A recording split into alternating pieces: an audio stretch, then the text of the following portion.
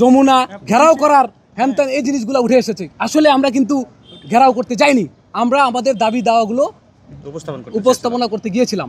পরবর্তীতে আপনারা দেখেছেন বা নিউজে এসছে যে কিভাবে পুলিশ কিভাবে আমাদেরকে ঘাড় ধাক্কা দিয়ে, তারা ভালোভাবে বলতে পারতো, ঘাড় ধাক্কা দিয়ে আমাদেরকে বের করে দিয়েছে। এটা মানবাধিকার লঙ্ঘন। এমনকি তারা বলেছেন যে তুমি যদি বা বিসিএস প্রার্থী না হয়ে থাকো তোমাকে আমি ধরে নিয়ে যাব।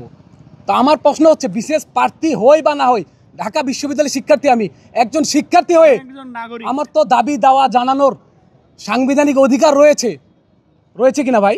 অবশ্যই। তাহলে সেখানে আমি আপনাদের দেখাইতে পারবো না হয়তো, বা এখানে আঘাত পেয়েছি, এখনো দাগ রয়েছে, এখানে আমি একটু রক্তাক্ত হয়েছে, ধাক্কা এমনভাবে মেরেছে, একজনের উপরে আমি পড়ে গেছি, আরও সবাইকে এভাবে হয়রানি করা হয়েছে। তো আপনারা এগুলো তুলে ধরবেন। তবে সব মিলিয়ে মায়ের খাই যাই হোক না কেন, আসলে সেটা বড় ব্যাপার না। তবে আমরা অনুরোধ করব, এই যে পরিস্থিতি তৈরি হয়েছে, আমাদের পড়ার টেবিলে ফিরে যাওয়ার সুযোগ করে দিন।